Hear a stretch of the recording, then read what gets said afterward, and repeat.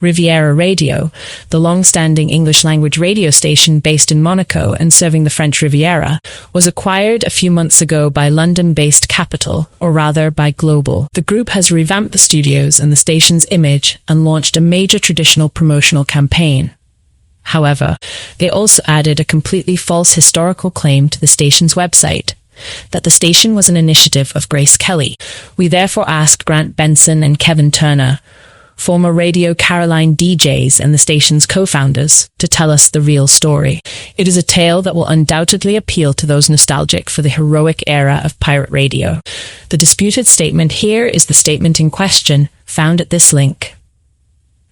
Founded over 35 years ago, Riviera Radio was born from an initiative by Princess Grace to serve the English-speaking community along the French Riviera, from Monaco to Saint-Tropez. Princess Grace let us start by noting that Princess Grace did play a role in Monegasque broadcasting.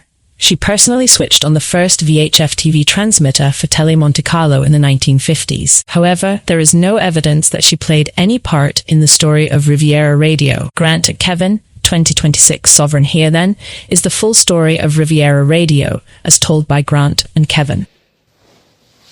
We're here with I'm Grant Benson. We're here with my mate Kevin Turner, and we're talking a little bit about the very early days, or almost, if we like, the early days of Radio Sovereign on the Côte d'Azur and its metamorphosis into Riviera Radio. Now, the reason I'm getting Kevin involved is that his memory is far superior to mine, and I think he was probably more instrumental in the whole project than perhaps I was. Now, Kevin, you were working Radio Sovereign as we'll call it a pirate station in London. Yep. With John Kenning. Yep. That was very successful for how long? It came on the air in the spring of '83 and it finished... Can I just turn your microphone over a bit? It's fallen over. It's fallen over, yeah. Can you try use use the magnet. The magnet, slide it off, and there you go. And then we can get a better signal from you.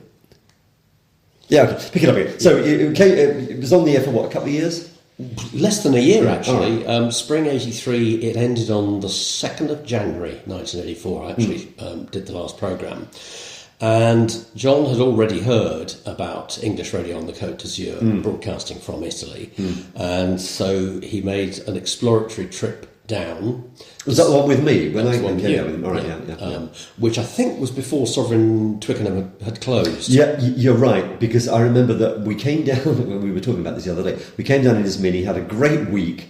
I totally sold the idea of the Riviera to him, which is not difficult, obviously. He saw the kind of the shambles that Radio Nova had become, the previous English language radio station. He saw that there was perceived a market, there to be a market down there. And we came back, and he actually offered me a gig on Radio Sovereign in London. So thinking back on it, Sovereign. So we digress a fraction there. So we came back. You had sold it to him initially. I confirmed it. And he then proceeded to wind up Sovereign London, I assume. Sovereign Twickenham basically had to close because the game then was that even though the radio station didn't have a licence, the way the system worked was that they, well, for want of a better word, they raided you, they visited you, they made various measurements, took various notes, and went away and prepared a case for prosecution. That took 6 months. All right. And then what would happen, and Sovereign John Kenning had been to court once already, and all that they did was they paid a fine, a few £100, slap on the wrists, and literally went back to the base and turned it all back on again. So it was a few hours off the air. What happened on the second court case that made John decide that he couldn't continue in London was that the judge ordered transmission equipment be confiscated, and this was the clincher for John, his very extensive and valuable record collection. That would have been seized as well. And John just wasn't prepared for that to happen. And so, as you say, the idea of doing radio on the Côte d'Azur had been put into his mind. And so really what we did was we packed up the entire radio station into a container and shipped it down to Italy. Because I've been sent down as I've been sent down as the pathfinder, if you like. I'd secured some property in Vallecrosia. Yep. I think we'd done a deal with the transmitter site just close to Bordighera, again very close to the French Riviera. I bought a transmitter from Milan. I remember driving. I didn't even know how to spell transmitter, let alone what I was looking for. But I had a wad of cash in my back pocket. Went up to Milan, bought a transmitter, came down. We had a local fixer, this guy Oscar Porfirio, who helped us with a lot of sort of the local logistics on the ground, so to speak. Obviously, what always strikes me a little bit is its youthful naivety. You know, we really didn't go what we were doing, or at least I speak for myself. The incident that reminds me of that is when we came to put the aerial mast up. We got a couple of locals from a village that we used to live in, Siborga, to dig the hole. And it was meant to be a metre wide, a metre the other way, and a metre deep. And what we eventually got was, he was very enthusiastic at the start, so it was wider at the top than it should have been. It was a reverse pyramid. Sort of, yes, exactly, reverse pyramid. And so when we came to fill it with concrete, we didn't have enough concrete. We'd got enough concrete if it had been the right dimensions, but because it was this peculiar shape, it was actually a bigger hole than it should have been. And I do remember chucking in boulders, old tree trunks, anything at all, just to sort of flesh it all out. But we did. We put the concrete base down, and we, as instructed, put these 4 bolts sticking upwards through it in each corner. And then when the mast eventually arrived from the UK, it was a Versatile, one of these wind-up jobs. From a mate of mine, a guy called Ian Marshall. And a very good mast it was too. Sadly, it had got bent during transit. I'll come back to that. Anyway, so we popped the base on and did up the nuts, and that seemed to work. And as you say, I think we gave quite a creditable impression of people that knew what they were doing. And then we had to attach these 3 dipoles to the top of the mast, and they came from a company in the UK called J-Beam, who very handily had supplied this little bit of paper as to what to do. And we instructions, I think it's called. I think you may be right. And we did stick to the instructions, and it said these must be spaced exactly such and such distance apart, and you must attach the cables in a certain way. And we did all that, but we, neither of us had put up an aerial like that before. We weren't engineers. No. So it was all sitting there ready to go, and as you say, the transmitter came down from Milan. You actually bought a very good transmitter, even if you didn't know it. Yeah. I'd done good. I think I chose it by the pictures. Yeah. The 2 big suppliers in Italy at the time were Itelco and Elpro. Elpro. We went to Elpro. We went to Elpro. So I think they gave me sandwiches when I got there. And it came it's down, easy to buy meat. It came down on the back of a truck. Right, yeah. I always remember it completely exposed to the elements. They didn't seem to think, I suppose they thought, it's Italy summer, it doesn't rain. Yeah. Anyway, they came down, and they connected it all up, and I remember thinking, well, I hope it works, because if not, if you get an aerial wrong and you put a high-power transmitter in it, it goes bang, and you've done a lot of damage.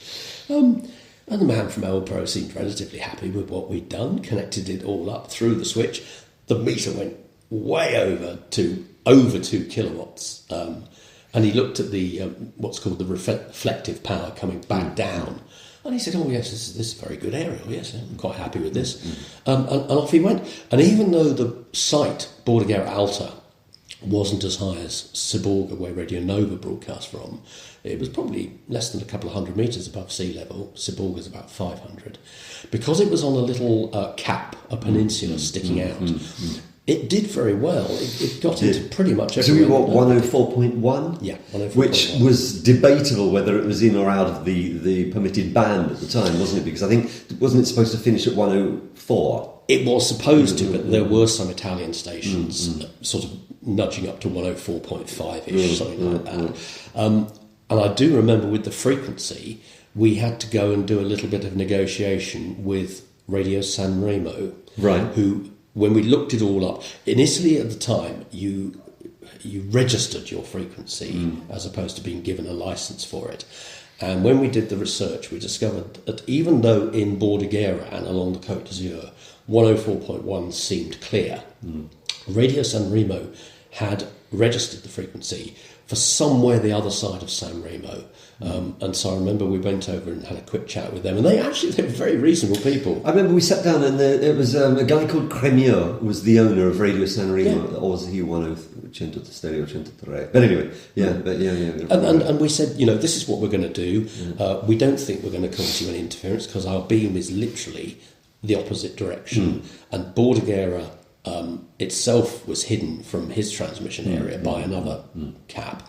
So they said, go for it. And if it does cause interference, we'll let you know. Because I think actually when you switched the whole thing on, I've gone back to the UK. I've gone back to Radio Carolines. I don't think I was around at that time. Correct me if I'm wrong here, because my memory. I think you're right. Yeah. I mean, what was the signal like? You switched it on. I'm sure that being the anoraks that we are, the first thing you did was go down the coast and listen to it. Absolutely right. We didn't have the link ready from the studio in Valacrosia up to Bordighera. So we put a test tone out, simple test tone. Because notoriously they always do better than music does in terms of modulation. Yeah. And we jumped in John Kenning's MIDI and we drove down the coast. And he kept going, this is incredible, this is incredible. We went through Monton, we went through Monte Carlo, we got as far as Antibes, we went past Antibes, and it was still, there wasn't a problem with the signal at all. And so we spent the afternoon checking it out as far as we could. I can't remember how far we got, Cannes maybe, and it was still good there. Did it get into Nice? It got into Nice better than Nova had. It still didn't get deep into Nice. Right. But the bits of Nice that are on the coast, and a way in, I'd say nearly to the centre of Nice, but certainly no further than that. The signal was pretty good there, certainly, as I say, better than Nova's had been. And so we turned around and came back. A guy called Dave Bowman came down shortly after with the link. For the studio. I think I was around for that because we had to send a cable from the studio to the block of flats behind the studio where the uplink transmitter was. Yeah, I was around for that bit. I remember that. Yeah. I can't remember who climbed onto the roof of that building. Not me. It certainly wasn't me either. I really don't. I don't do heights, and I don't think it was Dave. I think we might have persuaded somebody local. Somebody local, braver than us. Anyway, they went up and we established the link between the studio and the transmitter, and everything seemed to be going quite well. We were on the air. We came on at 6 in the morning, which we later extended till 5, and I think we finished at about midnight or 1 o'clock, something like that. So hang on, let's run through the on-air stuff then. Right. To start with, I did breakfast, which I think was 6 till 10. I think it was all 4-hour slots. Okay. I think then it was Mark Desani. You're probably right. Who was previously on Radio Previously on Nova. And Nova shut down literally a day or two before we came on with Sovereign. So he was available. John Kenning did the afternoon. Who's the owner, obviously. And we'd had another guy come down with us called Mike Mendoza. Oh, he was great. I mean, I'm still in touch with Mike. He went on to do LBC in the UK. Did quite well for himself. Talk radio. He didn't stay around very long, but he certainly, I think he was there in the early days. I think he's also a politician in the UK now. Oh, that's interesting. Yes, I could see Mike doing that.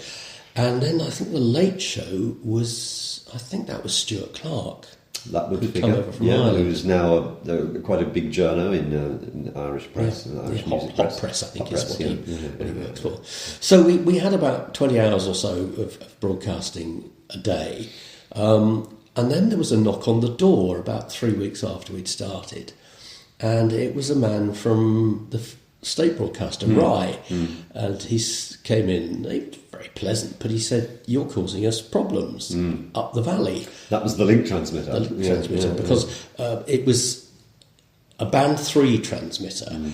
Now, back in the UK, VHF television had long ceased to exist then, and we'd rather naively assumed that the frequency was clear in Italy as well. We had no idea. It could have been the police for all we knew. It didn't wipe out Rye 3. It wiped the colour off of Rye 3 because we were right on the edge of the frequency. And he came in and basically said, "You're going to have to shift. You're going to have to shift, and you're going to have to stop this now." And that was obviously a huge blow. So the station went off the air for a while? Station went off the air, not for much more than a day or so, because lots of frantic phone calls. We found a small FM transmitter in San Remo. I think it may have even been Radio San Remo who helped us with it. And we established a new link from the studio up to Bordighera on 107 point something or other. And that just about did the job. It wasn't perfect, but it kept us on the air for a few weeks until Dave Bowman came back down with a new crystal for the link transmitter. And we moved from band 3, which in the UK was ITV, VHF. We moved to band 1, which was BBC, and actually was still used in this part of Italy for some of Rai 1 broadcasting. It's very, very mountainous part of Italy, I know, and it gets Rai around 1 the corners. Until the advent of digital terrestrial broadcasting, Rai 1 was on VHF because it was considered to be sort of the backbone of communications. If everything else failed, you had strong VHF television signal throughout the country. But so, we had done our research at the time, and we made sure we weren't on top of Rai 1. So the station's up and running. Obviously, as I said, we were all a little bit naive about what we were doing. John and all of us were involved to a degree in selling, but obviously it was always a struggle. So how long did the station go on for until John decided, no, I've got to get out? We came on, I think it was just after Easter '84. And we ran through the summer. The summer was relatively okay because obviously the Côte d'Azur is full of tourists and fairly busy. And John was a good salesman, and he went up and down and sold adverts to restaurants and bars and a few shops here and there. I must admit, I think, we'd given him a list of old Radio Nova clients, and he managed to reel a few of those in. But we got into the winter, and things began to get really quite tight financially. In all fairness to John, the wages were always paid, but I know that he and Gilly, his partner, had to move out of their flat in San Remo because they couldn't afford it. And they found some temporary accommodation. I think it was a holiday chalet or something or other near to Ventimiglia. That's one thing. I mean, I heard some quite horrific stories, about having they were having dinner out of a tin of sardines or what have you. Or apparently jumping over the fence to the farm next door and helping themselves to eggs and spinach and things like that. Yeah, I think things did get a bit rough for him. And then we hit lucky. He managed to find an old Radio Nova salesman who we used to know as Cross-Eyed Tony. He was also my mechanic for a while. Right. Well, Tony was a very good salesman. I never quite understood how successful he was, but he was. And he managed to bring in some more clients and a bit more money and things. We got through Christmas and into the new year. But then springtime didn't really see an upturn in the tourism and in the business I think John had hoped for. But as luck would have it, an Australian businessman had checked into a hotel in Monte Carlo, and he'd discovered Radio Sovereign, and he'd been listening to it. Now, this is the interesting phase. This guy's name was? I think it was Steve Cosser. Okay. I'm pretty sure. Again, I'm going from my very sort of fractured memory here. He was involved with a swimwear company in Australia? Yes, the company I believe was called Lintel or something approaching that. But they also had media interests as well. All right, okay. Cool. And so he was partly wearing that hat. He'd listened to Sovereign, he quite liked the output, and I think the output by that stage was pretty good. It had settled down. And he made contact with John and said he'd like to meet him. John went over to the hotel in Monte Carlo, and basically the guy said, I've been in touch with my business partners back in Australia, and we'd like to buy your radio station. And the figure they were talking about was quite substantial. Go on, out with the money, out with the numbers. It was pretty much £1 million. £1 million quid. That's a hell of a... I mean, £1 million, we're talking 40 years ago. £1 million is an awful lot of money in those days. Yeah, and I think... It still is today, but I mean, yeah. I think to John it was absolute manna from heaven. I would imagine that, from having to nick produce from the local farm to having somebody offering you $1 million in cash in a suitcase in a Monegasque hotel, that's quite a leap. Yeah. We didn't actually give him the money straight away. No. He said, if we can agree terms, I'll go back to Australia, I'll finalise the deal with you, and then I'll come back. And I'd say within about 6 weeks or so, he was back with a suitcase full of money, or certainly that was what John was handed in a hotel room in Monte Carlo. They didn't buy him out completely at that stage. I think John kept 25%. Was that to keep him involved, or...? I'm not sure. I think John didn't want to relinquish it completely, Fair enough, yeah. but he'd realised that the deal was too good to turn down. And so I think pretty much he got £750,000, and he and Gilly went back to the UK. I also thought I'd been down on the Côte d'Azur by that stage on and off for 3 years. I thought, no, come on, you need to go back to the UK and see if you can get into UK radio properly there. So I went back, although a couple of months later, the Australians had brought in a very experienced chap called Aidan Day. Who was involved with Capital Radio in London. Yes. Yeah. With his partner, Roger Manning, is that? Yes, that's right. Yes. Yeah. And Aidan called me up, and I went up to see him at his place in, I think it was Kensington, somewhere near Kensington, with a view to me going back. And I was tempted, but I thought, no, I really want to see if I can do stuff in the UK. But at that point, the Australians were still only 75% owners, but that gave them complete control effectively. They'd got a guy called Andy Gemmell-Smith, who was well known in the UK as an engineer, wasn't he? As a radio engineer. He'd done offshore radio transmitter engineering and built up a very successful studio business called Alice Soundtech. And Andy came down and he changed the aerial system at Bordighera, and with a great flurry of publicity, the Australians rebranded the station as Riviera Radio. Whilst it was still based in Italy. Based in Italy. Okay, yeah, this wasn't always clear to me. Within a year or so, they bought John's remaining 25% out. They called him up and just said, we want complete control. And they negotiated a figure. I think he got his 250,000 and a bit more on top as a sweetener. So they were in complete control by that stage.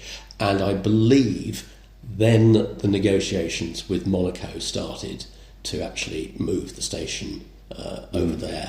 They did a deal to get some premises down by the port, very close to, if not within, Radio Monte Carlo's. It's in the same building. There's a whole row of buildings. A lot of there's some ships chandlers. It goes to where the I think it's the yacht club used to be. There's the Rascas at one end, bar. Stars and Bars down the other. I think it's gone now. I'm not sure, but anyway, it's practically in the same building. And so from that point, that is basically the story of how Riviera Radio was born. I mean, as we know, Riviera Radio then went through a number of ownership changes. The Australians eventually sold out to Capital Radio. Yeah. And then I think the Barclay brothers involved. Yeah. There was a Swedish group involved, if I'm not mistaken. Then Macquarie, I think, were involved at some stage. Macquarie, I think, is Australian again, isn't it? Yeah, very big Australian industrial group. And then, of course, there was that the American group that had it fairly recently. They have a number of broadcast interests, minor broadcast interests in the States, to the current situation where it's global. Yes, global. Exactly. Or effectively Capital again. Yeah, exactly. So the whole thing's come in full circle. Because I remember there was a time, actually, I think Chris Tarrant from Capital Radio, for one summer, he broadcast his programmes from Monaco for Riviera Radio. Yeah, I think you're right. I mean, for a while, the sound on air was just like Capital. They'd taken the same jingles and re-sung or revoiced them. Which is exactly what has happened now with Heart and Noble. Yeah. And I think for a while, they were still broadcasting from Italy. They got the studio base in Monte Carlo sorted fairly quickly, and they then had to link back to Bordighera. But obviously the intention was, and eventually it happened, that they put a transmitter on the Monte, which is the big 106.5 that you hear now, and a smaller one, 106.3 in the gardens, the Jardin, because obviously up on the Monte the signal is rather prone to fly over the top of Monaco than go into it. So they've got very good coverage. I mean, Radio Nova, Radio Sovereign, we always used to say from San Remo to Saint Tropez. But it never got into the big metropolis. No. That's the one thing that we did do with Sovereign, in spite of the fact that people were surprised about it, was we fairly swiftly, in the first couple of weeks, switched to mono. We discovered that mono travelled better. Yeah, a lot of people have done that in stereo. Italy as well. And if you could put a pilot light on so that the stereo lights up on people's car radios, their number wires up. Which we did. Kev, thanks for that. I tell you, one of these days we'll have to get perhaps some other people involved in this as well. Because there's also there's the Electro 108 chapter, which I was involved in. There was the Sunshine Radio, which our mate Mark Ditzani was involved with as well. Is anybody else that I missed? There was Coast, the religious station. Yes, they became great friends and very helpful too. It wasn't as if we were competing. No. We all helped each other out. The devil and the deep blue sea at the other end. Kev, great, thanks for that. And You're welcome. Talk to you again soon. Okay. Ta-ra.